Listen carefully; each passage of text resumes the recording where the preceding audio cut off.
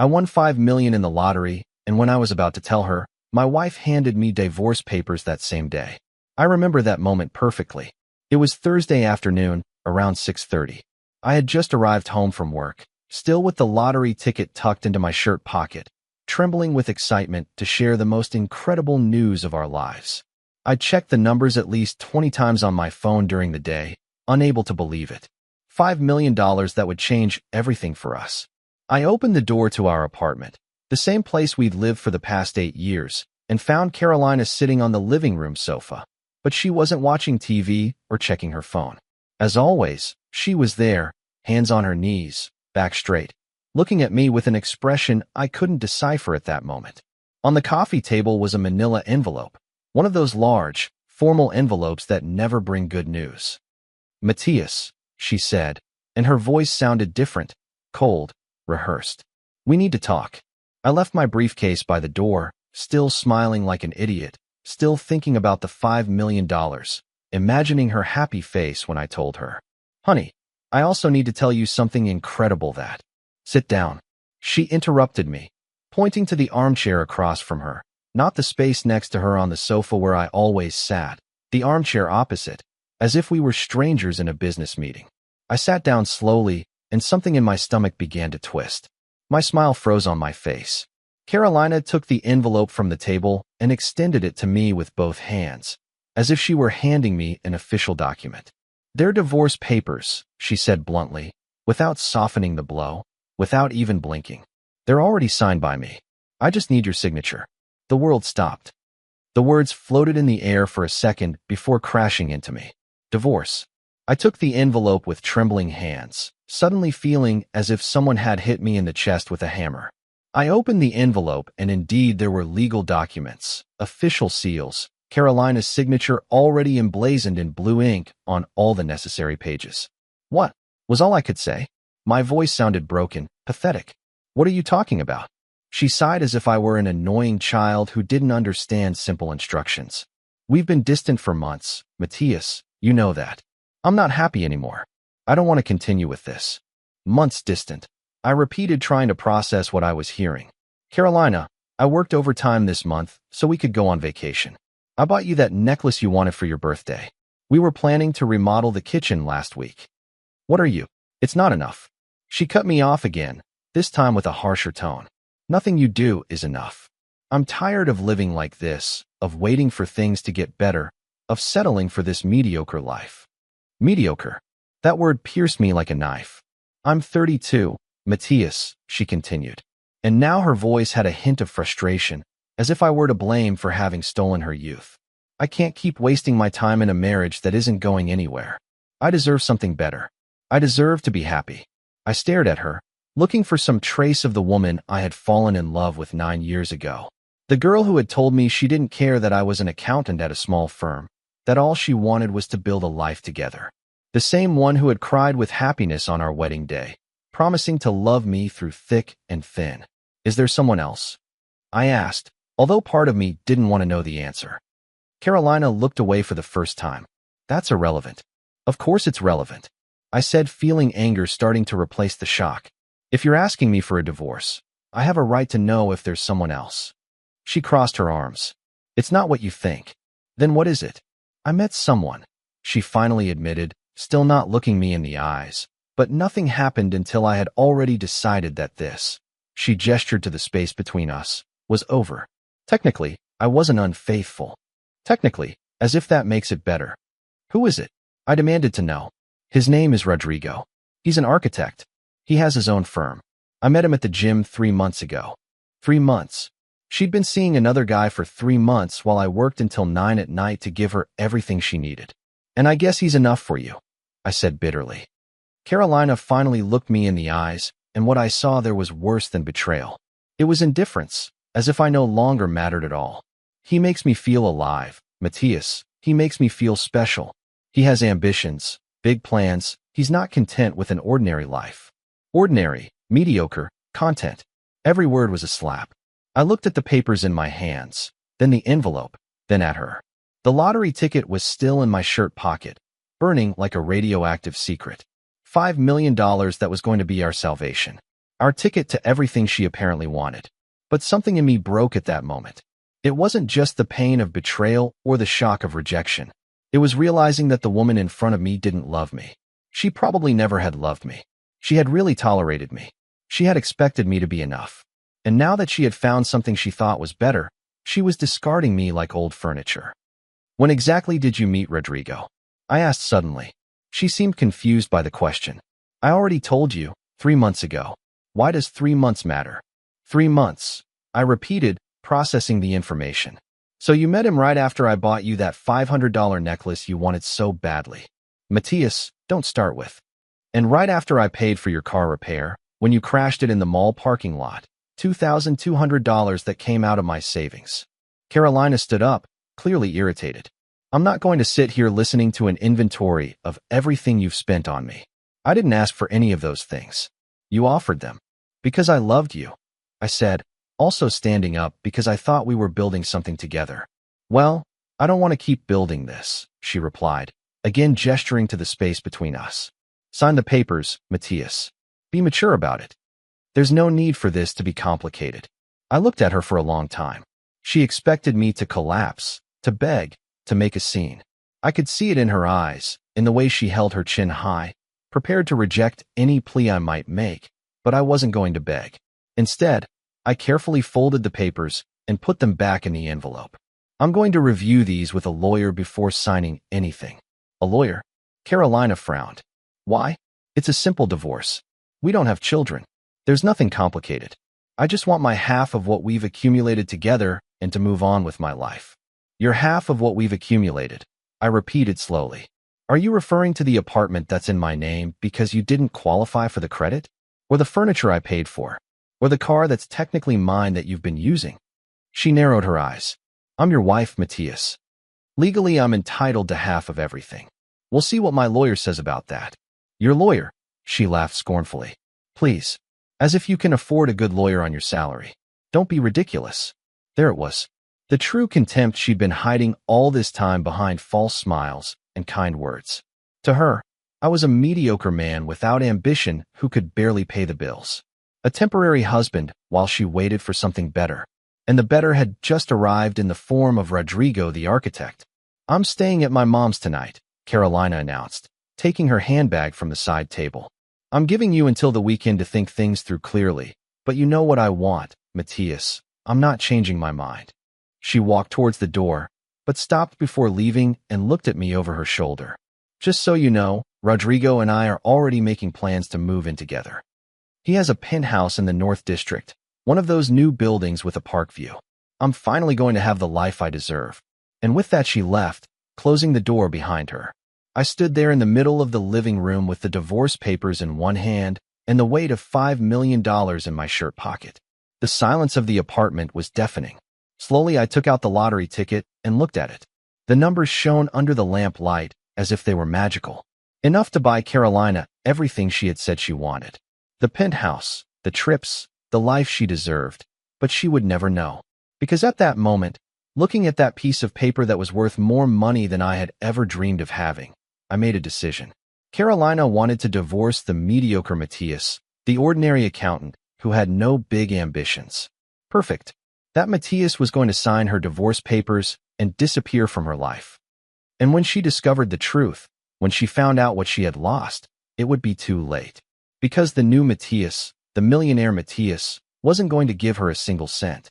The next morning, I woke up on the sofa where I had spent the night without being able to sleep. The manila envelope was still on the coffee table, reminding me that everything that had happened was real and not a nightmare. Carolina had really asked me for a divorce. Carolina really had another man, and I really had $5 million that she would never know existed. I got up with an aching body and a mind clearer than it had been in years. I had spent all night thinking, planning, processing every detail of the last few months. Now that I saw it in perspective, the signs had been there all along. The calls Carolina answered in another room. The times she came home late from the gym with vague excuses, her sudden interest in looking better, in buying new clothes, in getting dressed up, even to go to the supermarket. I had been a blind idiot, but no more. I took my phone and looked up the number of Hector Villarreal, a lawyer specializing in divorces whom I had met years ago at an accounting conference. Hector was known for being aggressive, meticulous, and very effective. I dialed his number at 8 o'clock in the morning. "Hector, this is Matias Herrera," I said when he answered. "I need your services." "It's urgent." "Matias, of course I remember you," Hector replied with his deep, professional voice. "What do you need?" "My wife asked me for a divorce yesterday. She already has the papers ready and is just waiting for my signature. But before signing anything, I need you to review everything and make sure she doesn't get what's mine." "Understood. Do you have children?" "No." "Shared properties?" "The apartment is in my name. She didn't qualify for the credit when we bought it 6 years ago." "Good. Other significant assets?" I hesitated for a moment. "I just won a considerable lottery prize. $5 million. But she doesn't know." There was a silence on the other end of the line. Then Hector whistled softly. "Interesting. When did you win?" "The ticket is from 2 days ago. I checked it yesterday before coming home." She handed me the divorce papers exactly when I was going to tell her. "Have you collected the prize yet?" "Not yet." "Perfect. Don't collect it until we talk. Come to my office today at 11. Bring the papers she gave you and the lottery ticket. We're going to make sure your wife doesn't see a cent of that money." I hung up feeling strangely calm. For the first time in 24 hours, I felt I had some control over the situation. I went to work as usual, although it was one of the longest days of my life. My colleagues noticed I was distracted, but no one asked anything. At 10:30, I asked for permission to leave early citing a personal emergency and drove to the building where Hector's office was, downtown. The receptionist showed me in immediately. Hector was waiting for me in his office, a spacious area with shelves full of law books and an impressive view of the city from the 15th floor. "Matias, sit down," he said, pointing to a chair opposite his desk. "Show me the papers." I handed him the envelope and also the lottery ticket. Hector studied them for several minutes in silence, taking notes in a notebook. "Good," he finally said, leaning back in his chair. "First, the good news. The lottery ticket was bought before she handed you the divorce papers." "Yes, but technically the divorce process doesn't begin until both of you sign and it's filed with a judge. That means you're still legally married, and any winnings during the marriage are community property." My heart sank. "So, she's entitled to the money?" "Wait, let me finish." He raised a hand. "That's the technical part, but here's the strategy. If you collect the prize after the divorce is finalized, and if we handle the papers so the process moves quickly, we can argue that the prize materialized when you were no longer married." "Is that legal?" "It's a gray area," Hector admitted. "But there are precedents. Besides, looking at these papers she gave you, there's something very interesting here." "What is it?" "She's asking for an express divorce. Look, here," he pointed to a section of the document. "It specifically states that both parties waive any claims to future income or unexpected gains from the other spouse. Basically, she's saying she doesn't want anything of yours beyond what you already have now." "Why would she do that?" Hector smiled. "Because she doesn't think you have anything of value. She probably thinks you're a penniless guy and wants to get out fast to be with her new boyfriend. What she doesn't know is that you've just become a multimillionaire." I felt a smile pulling at the corners of my lips for the first time since yesterday. "So if I sign this?" "If you sign this as is, waiving any claim to her future income and her waiving yours, legally, she won't be able to claim a single cent of the lottery prize once the divorce is finalized." "And the apartment, the furniture?" "The apartment is in your name, so it's yours. As for the furniture and shared assets, she's asking for only 50% of their estimated value." "Honestly, Matias, these papers are incredibly favorable to you. She's practically giving you the divorce." "Because she thinks I have nothing worthwhile," I murmured. "Exactly. My advice: sign these papers today. We'll file them first thing Monday with the judge. With a little luck, the divorce will be finalized in 30 days. You wait those 30 days, collect the prize when you're no longer married, and she won't be able to do anything about it. And if she finds out about the prize before the divorce is finalized, then things get complicated," Hector admitted. "She could ask for the divorce terms to be reviewed and claim her share. That's why it's crucial that this remains an absolute secret until the divorce is completely finalized. Not a word to anyone, not family, not friends. No one can know." I nodded slowly, processing all the information. "How much will you charge me to handle all this?" My fees are $5,000 for a complete divorce case. But given the special circumstances, let's say $10,000 payable when you collect the prize. Done. Hector extended his hand, and I shook it firmly. Congratulations, Matthias. You're going to come out of this a free and very rich man. I left Hector's office with the signed divorce papers and a clear plan. Now I just had to keep my head cool and the secret safe for 30 days. When I arrived at the apartment that afternoon, Carolina had already returned.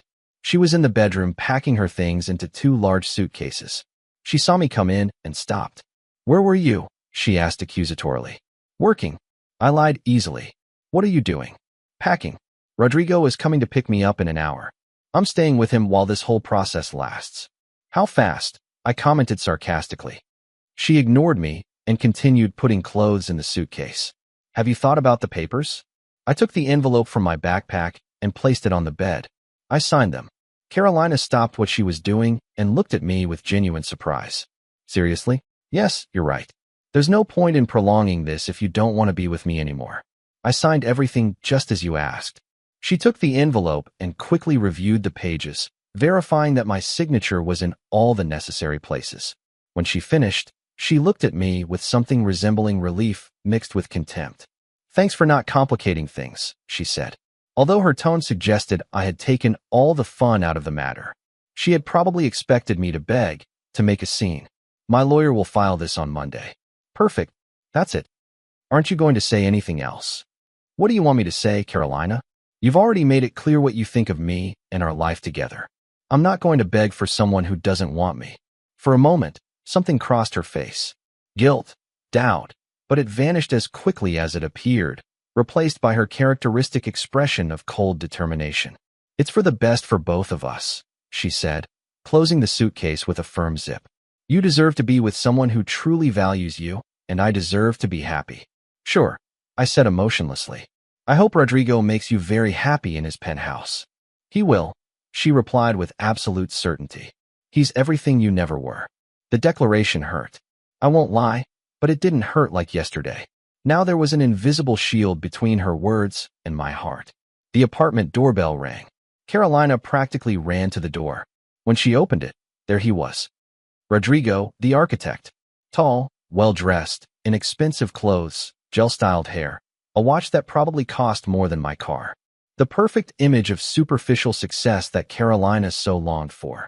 "Love," Rodrigo said upon seeing her, and kissed her in a way that made it very clear this was not new between them. Then he looked at me over Carolina's shoulder. "You must be Matthias." I didn't give him the satisfaction of a reply. I simply looked at him with a neutral expression. Carolina laughed nervously. "Rodrigo, help me with the suitcases, please." Rodrigo entered the apartment as if he owned the place. He effortlessly took both suitcases and carried them towards the door. Carolina followed him, but stopped in the doorway and looked at me one last time. "I'll send someone for the rest of my things next week," she said. "And about the division of assets, my lawyer will contact you. Whatever you want. Goodbye, Matthias." "Goodbye, Carolina." And just like that, after 9 years together, 8 of marriage, she left. She left with her penthouse architect, with her new perfect life, with everything she said she deserved and I could never give her. The door closed and the apartment was silent. I sat on the sofa, the same one where I had spent the previous night sleepless, and took out my phone. I opened the National Lottery app and checked the numbers one more time. $5 million. They were still there, real, waiting for me for 30 days. I just needed to wait 30 days for the divorce to be final, and then I could collect the prize without Carolina having any right to it. 30 days for my life to change completely. 30 days for her to discover that the mediocre man she had just abandoned was actually a millionaire. And when that day came, it was going to be very sweet to see her realize what she had lost. The next few days were strange and lonely. The apartment felt empty without Carolina, though I was surprised to realize I didn't miss her as much as I thought I would. What I missed was the idea of her, the illusion of the marriage I thought we had. But the real Carolina, the woman who had scorned and betrayed me, I didn't miss her at all. On Monday morning, Hector called me confirming that the divorce papers had been filed with the judge. Everything was in order. The process would take exactly 28 business days to finalize, assuming there were no complications. 28 days, Matthias. Hector reminded me on the phone. Keep your mouth shut about the prize. Not a word to anyone. Understood? And has your wife tried to contact you? No, nothing since she left on Friday. Perfect. The less communication you have, the better. I hung up and tried to focus on my work, but it was hard to concentrate knowing my life was about to change radically. During meetings with clients, I'd find myself thinking about what I'd do with $5 million. Travel, probably buy a better house, invest intelligently so the money would last a lifetime. But most of all, I thought about Carolina's face when she found out. On Tuesday night, I was having dinner alone in the apartment when my phone rang. It was my sister, Daniela. Matthias, is it true? She asked without even saying hello. What is it? That Carolina left you? Mom just talked to Carolina's mom, and she told her everything. Why didn't you tell us anything? I closed my eyes, annoyed. Of course, the news had already reached my family. Carolina and I shared social circles, and rumors traveled fast. Yes, it's true, I admitted. We're getting a divorce. My God, Matthias, what happened? Are you sure? Can't you try to fix it? There's nothing to fix, Daniela. She's already with another man. It was her decision, not mine. With another man? My sister's voice rose several octaves. Who? Since when? His name is Rodrigo. He's an architect, and apparently he's been seeing her for 3 months. That. Daniela paused, searching for appropriate words. I can't believe she did this to you. I always thought Carolina was a better person. Me too. Are you okay? Do you need anything? I can come see you if you want. I'm fine, Daniela, really. I just need time to process everything. Mom will want to talk to you. You know how she gets. I know. Tell her I'll call her tomorrow. After hanging up with Daniela, I turned off my phone. I didn't have the energy to deal with calls from all my family asking the same questions over and over again. On Wednesday, when I arrived at work, my boss, Mr. Ramirez, called me into his office. Matthias, sit down, he said in a serious tone. I need to talk to you about something delicate. I sat down, wondering if he had somehow found out about the lottery prize, but what he said was completely different. I heard you're going through a divorce, he began. I know it's personal, but I want you to know that if you need to take a few days off or reduce your workload temporarily, we can arrange it. Thank you, Mr. Ramirez. I appreciate it, but I'm fine. Work helps me stay focused. I understand. I just wanted you to know you have our support. He paused. I also want to talk to you about something else. We've been considering expanding the accounting department, and we need a senior manager. Your performance in recent years has been exceptional. Would you be interested in the position? It comes with a significant salary increase. I almost laughed at the irony.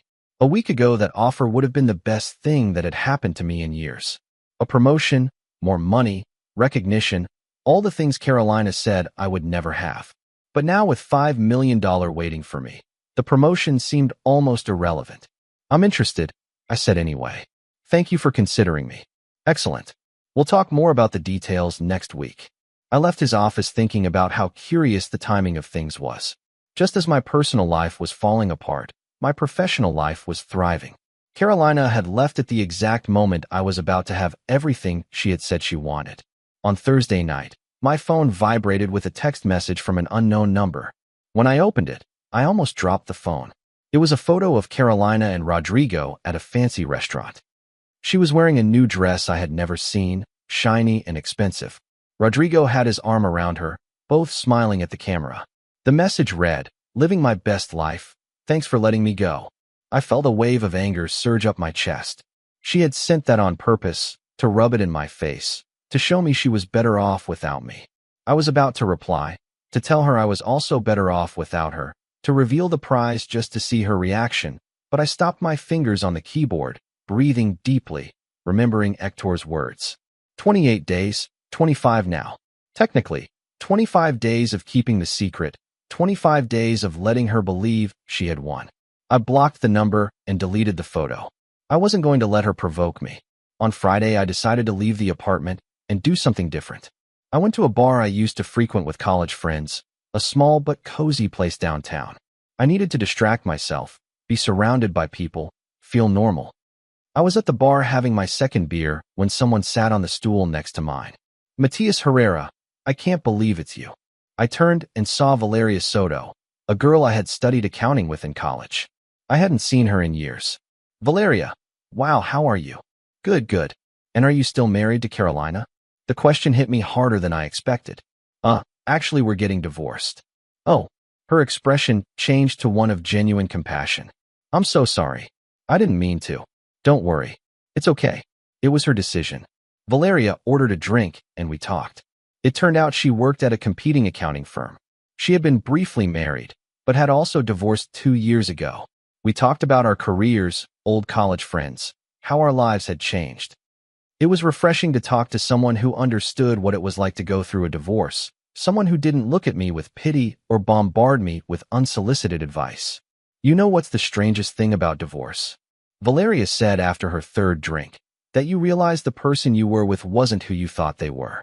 It's like you've been married to a stranger the whole time. Exactly, I agreed. It's like everything was a lie. But it's also liberating, she continued. Because it means you can start over. You can be who you really want to be without being tied to someone else's expectations. Her words resonated with me. She was right.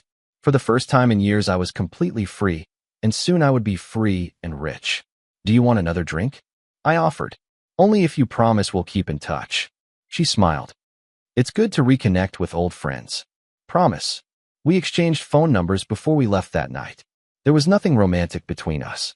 Just two people who had gone through similar experiences and found comfort in each other's company. When I arrived at the apartment, I felt better than I had in days. The conversation with Valeria had reminded me that there was life beyond divorce, that my worth as a person wasn't defined by what Carolina thought of me. I spent the weekend doing things I never did when Carolina lived with me. I ordered pizza at midnight. I watched action movies that she thought were silly. I left the dishes in the sink without washing them immediately. Small freedoms that reminded me that this was my space now. My rules. On Monday morning, Hector called me with news. The judge approved the express divorce, he announced. Everything is proceeding smoothly. 20 more days, and you'll officially be single. And Carolina? Has she tried to change anything in the terms? Nothing. Her lawyer filed everything exactly as it was in the original papers. She really believes there's nothing of value to dispute. Perfect, Matthias, I'll be honest with you. In all my years as a divorce lawyer, I've never seen a case where one party so underestimated the other. This is going to be historic when she finds out the truth. I hope so. During the second week after Carolina left, I started receiving messages from mutual friends. Some expressed their support. Others had clearly heard Carolina's version of events and saw me as the culprit in some way. One of those messages came from Sebastian, a college friend who had been a groomsman at our wedding. Brother, I heard what happened. Carolina told me you decided to let your insecurities get the best of you, and that's why she had to end things. I hope you can work on yourself. I read the message 3 times, incredulous. Carolina had told him I was the problem, that my insecurities had ruined the marriage. Nothing about Rodrigo, nothing about her betrayal. I replied calmly. There are 2 sides to the story.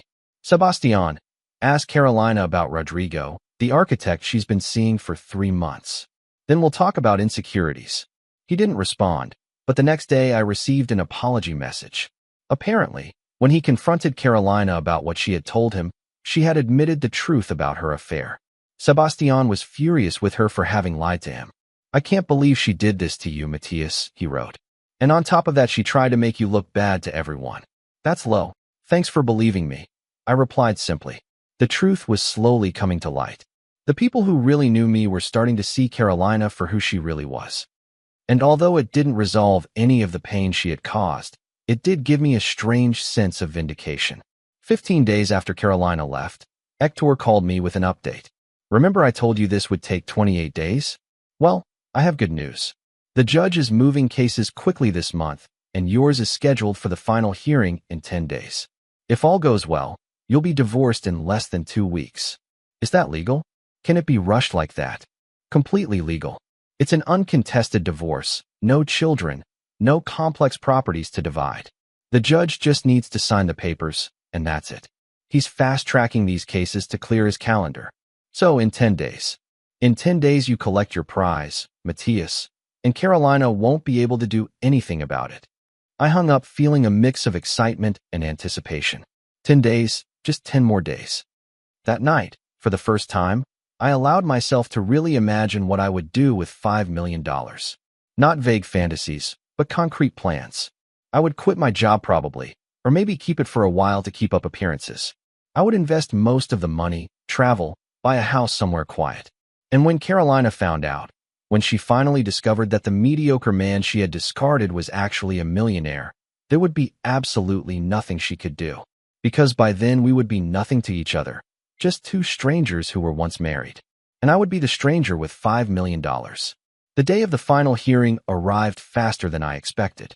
It was a gray, rainy Tuesday, the kind of day that would normally have depressed me. But that day, as I drove to the courthouse with Hector by my side, I felt lighter than ever. Nervous? Hector asked as we parked. Surprisingly, no.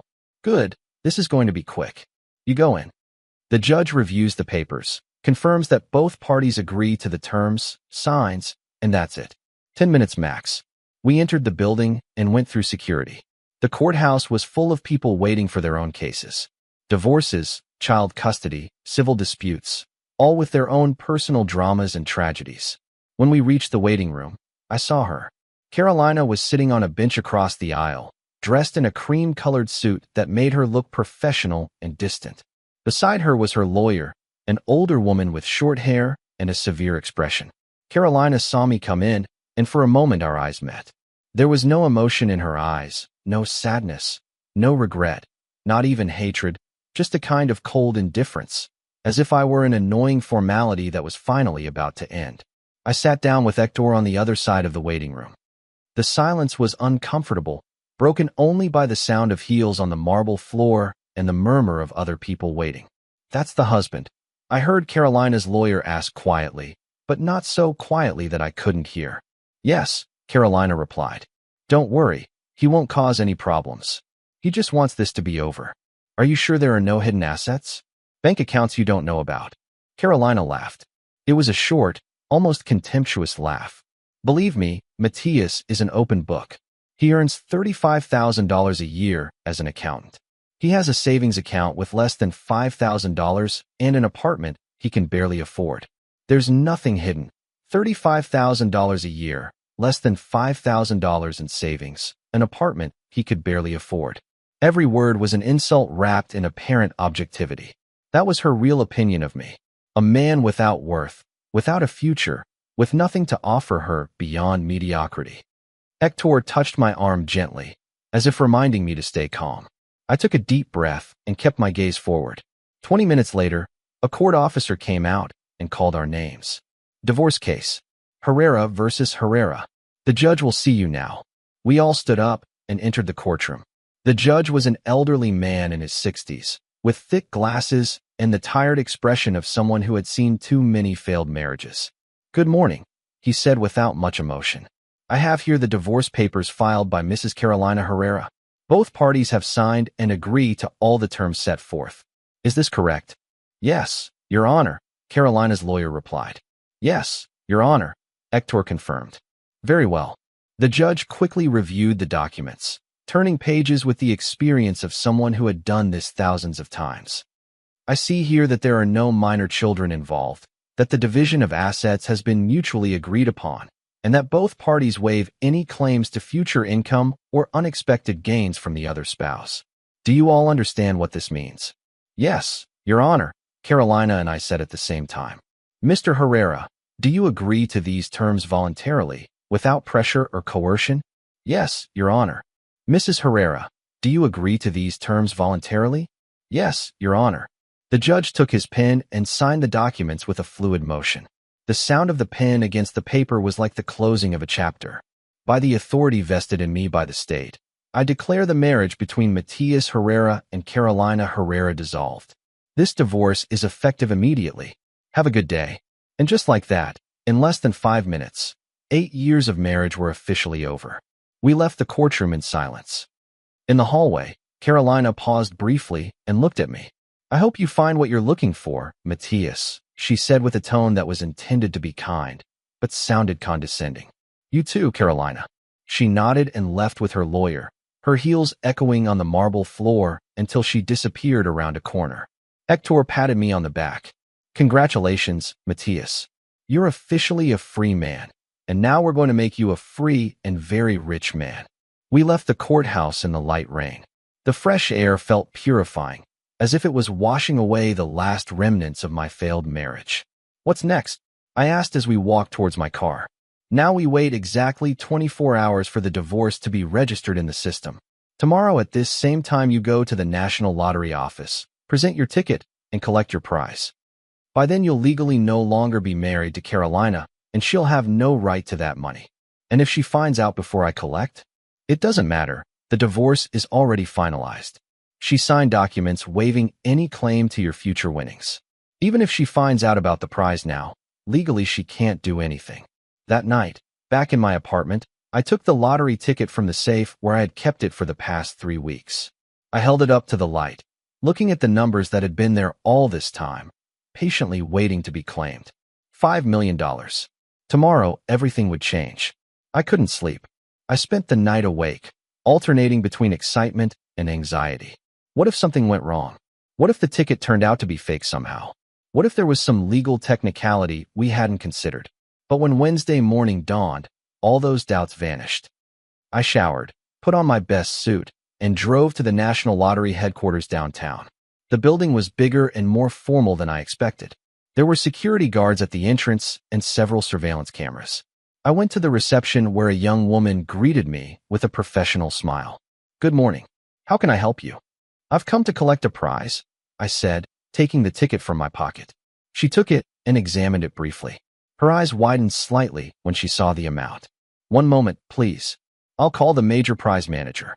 She disappeared behind a door and returned 5 minutes later, accompanied by a man in a dark suit who introduced himself as Mr. Mendoza. "Mr. Herrera, please come with me," he said, shaking my hand firmly. He led me to a private office on the second floor. It was spacious, with windows overlooking the city and a large conference table. "First, I need to verify the authenticity of the ticket," Mr. Mendoza explained as he scanned the ticket with a special machine. A green light came on. "Perfect. It's authentic.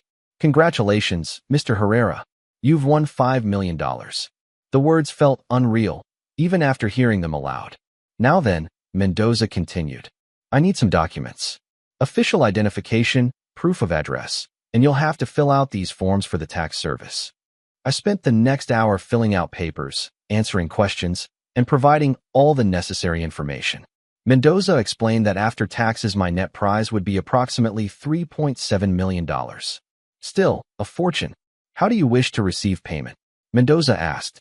"It can be in a lump sum or in annual payments over 20 years. "Lump sum," I said without hesitation. "Very well. The money will be transferred to your bank account within 5 business days. I'll also need you to sign this document, confirming you understand the tax implications and accept the lottery's publicity policy." "Publicity policy?" "Yes. By law, major prize winners must allow the National Lottery to make their identity and photograph public. It's for transparency, to show that real people win these prizes." Something inside me lit up. Publicity. That meant the news of my prize would be public. It meant Carolina would find out. "When is that information made public?" I asked. "Generally within a week after the prize is claimed, we issue a press release, publish it on our website and social media. Sometimes local media also cover the story." "I understand." I signed all the necessary documents, including the publicity one. Mendoza gave me copies of everything and shook my hand again. "Congratulations again, Mr. Herrera. Use the money wisely." I left the building feeling dizzy. It was real. Everything was real. In 5 days, $3.7 million would be in my bank account. I called Hector immediately. "It's done," I told him. "I claimed the prize." "Excellent. Any problems?" "None. The money will be in my account in 5 days." "Perfect. And just in time.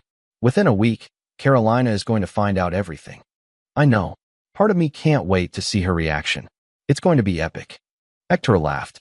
"But, Matthias, a piece of advice. When she finds out and tries to contact you, because she will, don't respond. Don't give her the satisfaction of knowing you care about her reaction. Let her stew in her own mistakes. Don't worry. I don't plan to talk to her ever again." The next 5 days were the longest of my life. Every hour felt like an eternity. I checked my bank account obsessively, waiting to see that miraculous transfer. And then, on Monday morning, there it was, account balance, $3,700,000. I stared at my phone screen for several minutes, unable to process that those numbers were real, that money was mine, that my life had just changed forever. The first thing I did was transfer $500,000 to a separate investment account. I left the rest in the main account while I decided what to do with it. Then I called my boss, Mr. Ramirez. Mr. Ramirez, I need to talk to you about something important. Of course, Matthias, what's wrong? I'm going to take that promotion you offered me, I said. But I'm also going to need a month of vacation. There are some personal things I need to sort out. Of course, you've earned it. Take all the time you need. After hanging up, I allowed myself to smile for the first time in weeks. A month of vacation, a month to enjoy my new reality without having to explain anything to anyone. On Wednesday of that week, the National Lottery issued its press release. Local accountant wins $5 million in National Lottery. Matias Herrera, 32, claimed his prize this week. It's a dream come true, declared the lucky winner. They included a photo of me that had been taken in the office, smiling next to a giant prop check. The news spread quickly on social media and local media. My phone started exploding with messages and calls from friends, family, and acquaintances. My sister Daniela was one of the first to call. Matthias, I saw the news. I can't believe it. You won the lottery. Yes, I confirmed, unable to help smiling at her genuine excitement. When? Why didn't you tell us? I won the ticket the day Carolina asked me for a divorce. Literally the same day. I was going to tell her when I got home, but she handed me the papers before I could say anything. There was a silence on the other end of the line. Wait, Carolina doesn't know? She had no idea. Oh my God. Matthias, she's already found out. I don't think so yet, but she will soon. This is going to be. Daniela paused, searching for words. Devastating for her. Yes, I said simply. I suppose so. And for the first time in 3 weeks, I felt a deep and complete satisfaction. Carolina was about to discover the biggest mistake of her life. The call came exactly 48 hours after the news became public. It was 10 p.m. on Friday when my phone started ringing with Carolina's number. I let it ring until it went to voicemail. 2 minutes later, it rang again. Again, I let it ring. Then another call and another. After the 5th call, I decided to turn off notifications and continue watching the movie I had put on TV. But my phone kept lighting up with incoming calls every few minutes. Finally, after the 10th call, a text message arrived. Matthias, I need to talk to you. It's urgent. Please answer. I ignored it. 5 minutes later, another message. I know you're there. I saw the news. We need to talk about this. And another. It's not fair that you're ignoring me. We were married 8 years. You owe me at least a conversation. And finally, Matthias, please, I made a mistake. I know, but we can fix it. We can try again. I read that last message 3 times, feeling a mix of disbelief and dark satisfaction. Now she wanted to fix it. Now that she knew I had millions of dollars, suddenly she had made a mistake. I blocked her number. On Saturday morning, I received a call from Hector. Matthias, I have news. Carolina's lawyer contacted me last night. They want to meet to discuss a possible annulment of the divorce. Annulment? The divorce is already finalized. Exactly. I told them that. But they insist there are grounds to argue that there was concealment of assets and that the divorce should be invalidated. Can they do that? No. Hector replied firmly. The ticket was bought during the marriage. Yes, but it wasn't claimed until after the divorce was finalized. And more importantly, Carolina signed documents explicitly waiving any claim to your future winnings. She has no legal basis. So what do? Nothing. We ignore their attempts to contact us. If they persist, we can consider a restraining order, but for now, we simply let them scream into the void. Understood. That afternoon, I decided to leave the apartment.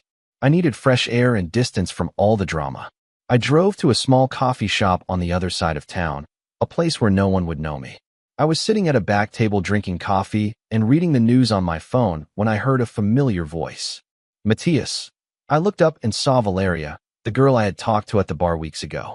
Valeria, hello. I saw the news, she said with a genuine smile. Congratulations, $5 million. That's incredible. Thanks. It's been surreal. Can I sit? Of course. Valeria sat opposite me and ordered a coffee. So let me guess. Your ex-wife is desperately trying to contact you now that she knows about the money.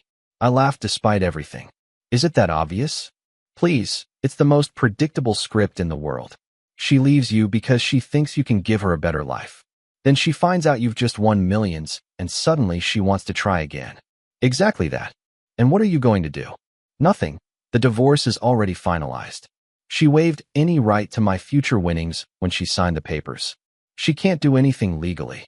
Valeria raised her coffee cup in a toast. Poetic justice, I love it. We spent the afternoon talking. Valeria told me more about her own divorce, how it had been painful at first, but eventually liberating. She told me about the trips she had taken, how she had learned to be alone and enjoy it. You know what's the best thing about having money? She said at one point. It's not what you can buy, it's the freedom. The freedom to do what you want when you want, without having to justify it to anyone. I still don't feel it's real, I admitted. It's like I'm waiting to wake up and realize it was all a dream. Give it time. Eventually, it will feel normal. And when that happens, make sure you use that money for things that truly make you happy, not just to impress others or fill a void. Her words were wise. We exchanged numbers again before parting, promising to keep in touch. On Sunday afternoon, I was in my apartment when the doorbell rang. I wasn't expecting anyone. I looked through the peephole and my heart stopped. It was Carolina. She was standing in front of my door, her eyes red and swollen. She had clearly been crying. She was wearing jeans and a sweatshirt, very different from her usual impeccable style. She rang the doorbell again, more insistently. Matthias, I know you're there, she shouted through the door. Please, just give me 5 minutes. I need to explain. I stayed completely still, making no sound. Matthias, please, I made a mistake, a terrible mistake, but we can fix it. I still love you. I still love you. The words I would have given anything to hear 3 weeks ago, but now they sounded hollow and desperate. I don't care about the money, she continued. I really don't. I just want another chance. I want us to be together again. I remained silent. Rodrigo and I broke up. Her voice broke. I realized he wasn't what I needed.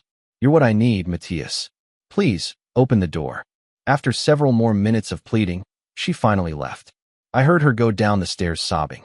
Part of me, a very small part, felt sorry for her, but most of me only felt a cold satisfaction. She had made her decision. She had chosen Rodrigo, his penthouse, his perfect life, and now she had to live with the consequences. On Monday morning, I received another message from Hector. Carolina filed a civil lawsuit alleging fraud and concealment of assets. It's pure legal theater. It's going nowhere, but I wanted you to know. Do I have to do something? Just appear when the judge summons you. But trust me, this will be dismissed quickly. She has no grounds. How long will it take? Probably a month for the hearing. Meanwhile, your money is safe. It's already in your accounts and legally it's completely yours. During the following 2 weeks, Carolina intensified her attempts to contact me. Text messages from different numbers, emails. She even tried to contact me through my sister Daniela. Matthias, Carolina called me. Daniela told me on the phone. She's desperate. She asked me to tell you she's sorry, that she made the worst mistake of her life. And what did you tell her? That it wasn't my place to interfere in your life. But Matthias, she sounded really broken. Good, I said emotionlessly. Now she knows how I felt when she asked me for a divorce. Messages also started coming from people I hadn't heard from in years.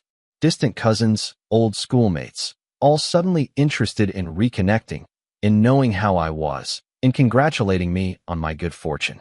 It was fascinating to see how money changed people's perceptions. I was the same person I had been 3 weeks ago, but now I was valuable, worthy of attention, someone who mattered. The hearing for Carolina's lawsuit finally came a month later. I appeared in court with Hector, dressed in my best suit. Carolina was there with her lawyer. She looked terrible. She had lost weight, had deep dark circles under her eyes, and her usual sparkle had completely disappeared. When she saw me come in, her eyes filled with tears. The judge reviewed the case quickly. Carolina's lawyer argued that I had deliberately concealed information about the lottery prize during the divorce process, and that, therefore, the divorce should be annulled and the assets redistributed. Hector responded calmly and precisely. He presented the exact dates. When was the ticket bought? When did Carolina hand me the divorce papers? When was the divorce finalized? And when was the prize claimed? He also presented the documents signed by Carolina, where she explicitly waived any claim to my future winnings. Your Honor, Hector concluded, My client did not conceal anything because there was nothing to conceal at the time of the divorce. The prize was not claimed until after the marriage was legally dissolved. Mrs. Herrera voluntarily signed documents waiving any claim to my client's future income. This lawsuit is completely without merit. The judge nodded, reviewing the documents once more. I agree. The lawsuit is dismissed. Mr. Herrera acted within his legal rights. The divorce remains valid and final. Case closed. Carolina let out an audible sob. Her lawyer took her arm to support her. When we left the courtroom, Hector patted me on the back. It's over, Matthias. Officially, she can't do anything else. Thanks, Hector, for everything. It was a pleasure, and remember my advice. Use that money wisely. Live well. Be happy. That's the best revenge. As I walked towards my car, I heard hurried footsteps behind me. Matthias, wait. I stopped, but didn't turn around. Carolina appeared in front of me, her face stained with tears. Please, she pleaded. Just listen to me for a minute. There's nothing I want to hear, Carolina. I made a mistake. The worst mistake of my life, but it wasn't about the money. When I left, I thought I wanted something different, something more exciting, but I realized that what you really wanted was always with you. Did you realize that before or after seeing the lottery news? She looked away, unable to answer.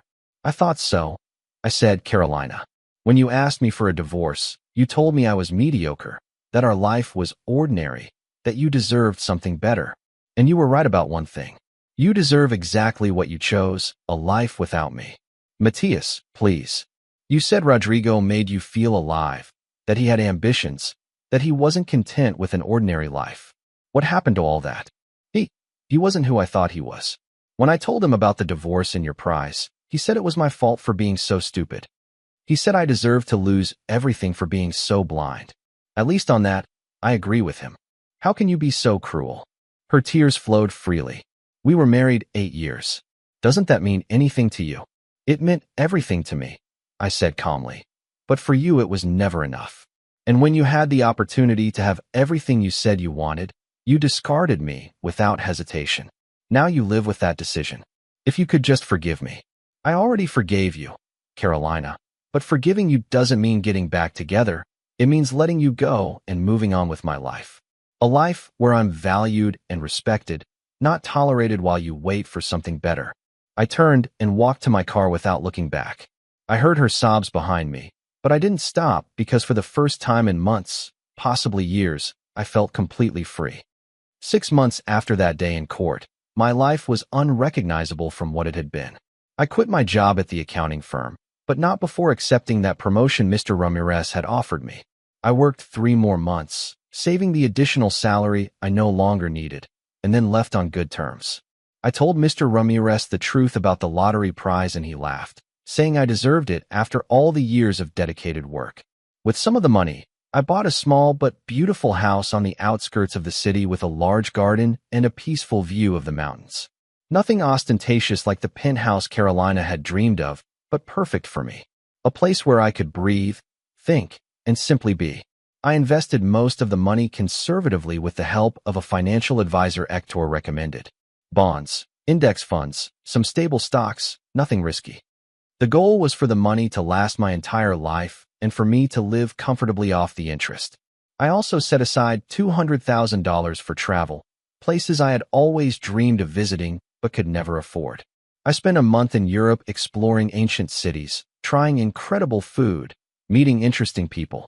Then I went to Japan, where the culture of respect and tranquility helped me find an inner peace I didn't know I needed.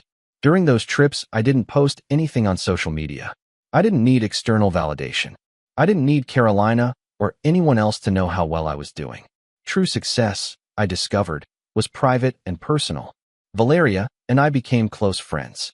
She accompanied me on one of my trips to Costa Rica, where we spent 2 weeks exploring tropical rainforests and hidden beaches. There was something between us, a connection that went beyond friendship, but neither of us was in a hurry. We had both been in rushed marriages that ended badly. This time we were taking things slowly. You know what I admire most about you? Valeria said to me one night as we dined at a small restaurant in Puerto Viejo, that you didn't let the money change you. You're still the same Matthias I met in that bar months ago.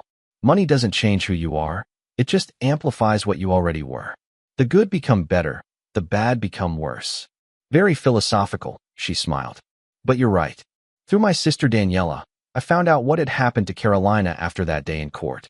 Rodrigo had left her 2 weeks after her lawsuit was dismissed. Apparently upset by all the drama and negative publicity, Carolina had to move back in with her parents because she couldn't afford a decent apartment on her salary. She lost several friends who got tired of hearing her complain about how she had ruined her life. Her mother, according to Daniela, had severely scolded her for letting go of a good man like me. Do you feel anything when you hear this? Daniela asked me during one of our phone conversations. Honestly, no, I replied. I don't feel satisfaction or pity, just indifference. It's as if all that happened to another person in another life. That's healthy, I think. It is. One of the most significant changes in my life was the volunteer work I started doing with my accounting background. I began offering free financial advice to low-income individuals. I helped families organize their budgets, understand their taxes, plan for the future.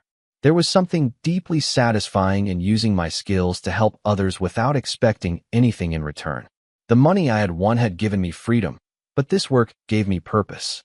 I also donated $100,000 anonymously to the university where I studied, specifically for scholarships for accounting students from humble backgrounds.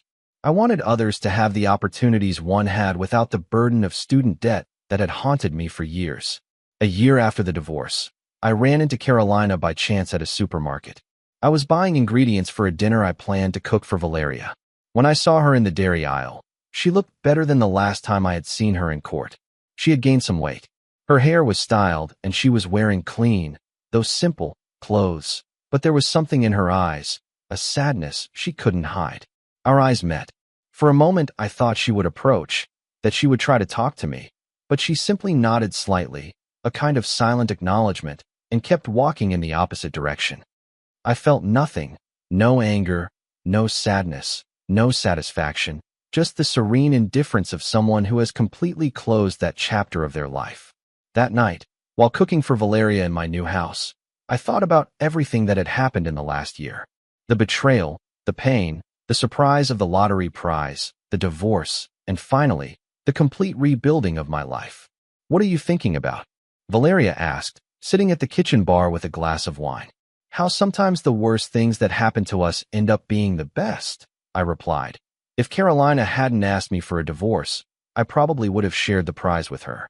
We would have stayed together in a marriage where she never truly respected me, and I would never have discovered who I really am when I'm not trying to be enough for someone else. And who are you? She asked with a smile. Someone who deserves to be valued. Someone who doesn't need millions of dollars to have value, but who appreciates having them because they give him the freedom to live authentically. Valeria raised her glass. Here's to that. 2 years after the divorce, Valeria and I got engaged. It wasn't a grand proposal with a huge diamond ring in an expensive restaurant.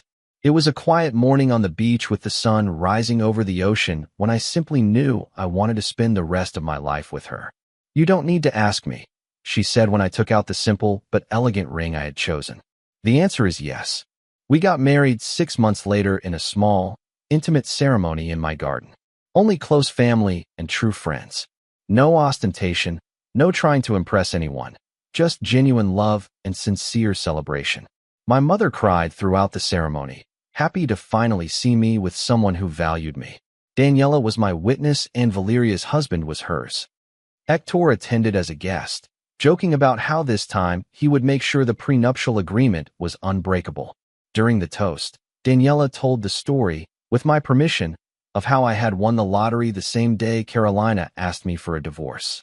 The guests listened in amazement, and some even applauded at the end. My brother, Daniela said, raising her glass. He learned that the real prize wasn't the millions of dollars, but the freedom to find someone who loves him for who he truly is. It was cheesy, but it was also true. 3 years after the divorce, I received an unexpected email from Carolina. It was long, detailed, and surprisingly humble. She wrote about how the last few years had been the hardest of her life, how she had had to face the consequences of her decisions, not only financially, but emotionally. She had been in therapy working on her self-esteem issues and her need for external validation. I don't expect your forgiveness, she wrote near the end. And I certainly don't expect you to want anything to do with me, but I needed you to know that I understand now what I had and what I lost. It wasn't the money. It was a good man who genuinely loved me, and I treated him as if he were worthless. I hope you're happy, Matthias. I truly hope so. I read the email twice, then showed it to Valeria. Are you going to reply? She asked. I don't know. Part of me wants to leave her with that closure, but another part thinks that maybe she deserves to know that I did find happiness. Do what you feel is right. After thinking about it for a day, I replied. It was brief. Carolina, thank you for your honesty. You've come a long way to reach this point of self-awareness, and that deserves recognition. I forgive you completely, not because you needed to move forward, but because I needed to fully close that chapter. I found happiness with someone who values me, and I sincerely hope you find yours too. Take care. She never replied, and that was fine. I neither expected nor needed a reply. It was just the final punctuation mark to a story that had begun with pain, but ended with peace. Today, 5 years after that fateful Thursday when I won the lottery and my marriage ended, I live a life I never would have imagined possible. Valeria and I have a 2-year-old daughter, Isabella, who fills our house with laughter and beautiful chaos. I still do volunteer work. Now, from my own small foundation that helps low-income families with financial education. The lottery money is well invested and generates enough interest to live comfortably without touching the principal. I don't live in a penthouse or drive luxury cars. My house is cozy but modest. My car is practical and reliable. My vacations are meaningful but not extravagant.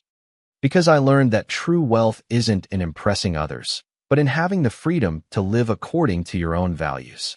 Sometimes, when I'm sitting in my garden watching Isabella play, I think about how a single decision, Carolina's decision to ask me for a divorce, changed the entire course of my life. At that moment, it was devastating. I felt my world crumbling. But looking back now, it was the best thing that could have happened to me. It freed me from a marriage where I was never truly valued. It gave me the opportunity to discover my own strength and eventually led me to Valeria, to Isabella, and to a life of authentic happiness. The irony is perfect. Carolina left me looking for millions and a perfect life, and in doing so she gave me access to both. Only I built that perfect life without her. Have you ever experienced a betrayal that in the end turned out to be a blessing in disguise? Have you had to learn the value of your own self-respect when others didn't value you? I'd love to read your story in the comments. And if this story made you reflect on the true meaning of wealth and happiness, don't forget to like and subscribe to the channel. Thanks for joining me in this story and for staying until the end.